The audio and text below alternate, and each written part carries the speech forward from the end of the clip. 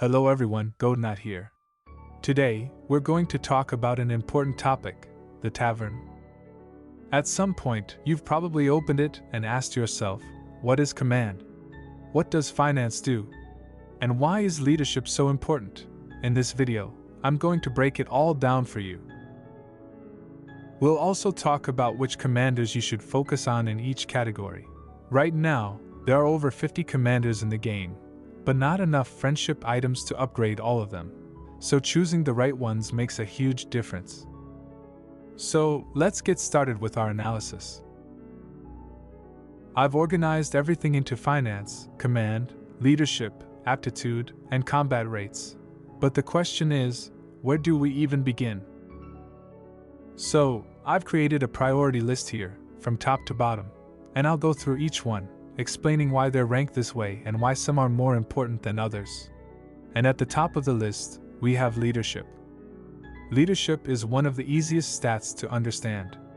It directly increases your army size and rally size, which means more troops in battle and stronger rallies.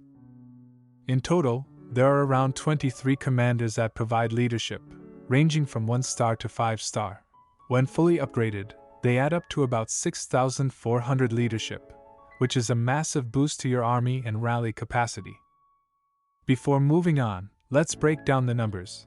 What does 6,400 leadership actually translate to?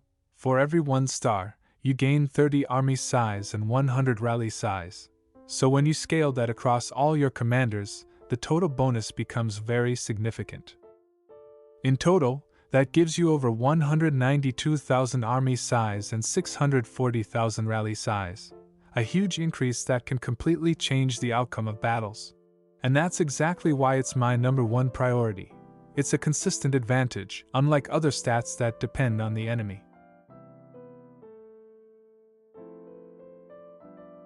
In simple terms, it increases your battle stats depending on how your combat rate compares to your opponent's. The bigger the difference, the stronger the effect. However, despite its benefits, it comes with 3 major drawbacks. First, combat rate is capped at 50% stats. Even if your numbers show something like 200% stats or 195k combat rate, the actual bonus you get will never go beyond 50%. Second, to actually reach that 50% bonus, you need a much higher combat rate than your opponent. For example, if you have 5,000 combat rate, your opponent would need to have at least 2,000 less than you for you to reach the full bonus. That's because every 1 point of combat rate equals 0.025%, so a difference of 2,000 gives you the 50% cap.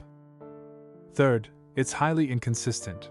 Since combat rate depends on your opponent, its effectiveness can vary a lot from fight to fight. Against weaker players, it might not give you much value, and against stronger players, you might not even reach the bonus at all. Despite that, we have almost 40 commanders that together provide close to 19,000 combat rate, which, when combined, can give up to 475% stats. Of course, this is theoretical, since it's capped at 50% in actual battles. For that reason, it doesn't outperform leadership, and that's why it ranks in second place. Now that we've finished the combat stats, it's time to talk about internal development, aptitude, finance, and command. What exactly do they do, what are they used for, and more importantly, are they worth investing in? Aptitude is the only stat that really stands out in the internal development category. And why is that? Because aptitude works like a bank, storing the hours you've been accumulating over time. Let's think about this. I have 4,800 aptitude, and it gives me 16 hours every 4 hours. That means in a single day, I get 96 hours. In a week, that's 672 hours. And in a month, that becomes 2,880 hours. That's why aptitude is so powerful over time. Unlike other stats, aptitude doesn't depend on enemies or specific situations. It's always working in the background. Even when you're offline, it's still generating value for you. And that's why aptitude takes third place, the only stat in this category that truly matters. As for command and finance, they're basically expendable, and I'll explain exactly why. Both of them essentially do the same thing. The only difference is that one provides gold, while the other provides troops. Finance gives you 100 gold for every 1 star. For example, I have 4,860 finance, and I only get around 480k gold. And that's where the problem is, it's just too little. To train 31k T4 troops, I need about 11.1 million gold. Which means finance only covers around 5% of that. On top of that, gathering can give you the same amount, but much faster and more efficiently.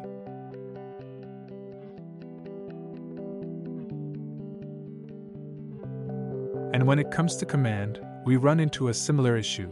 Each command point only gives around 0.1 troops, which means the gains are extremely slow and barely noticeable. With 4,786 command, I only get around 471 troops, which is almost negligible at this stage of the game.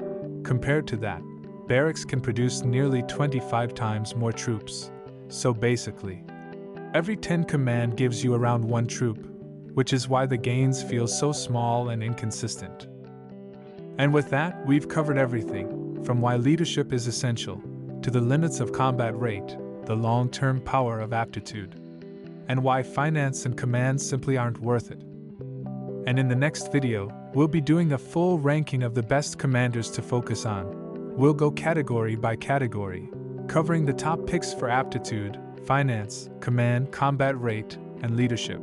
I'll show you which commanders are actually worth your friendship items, which ones you should prioritize, and which ones you can safely ignore. So if you want to optimize your progression and avoid wasting resources, make sure you don't miss it.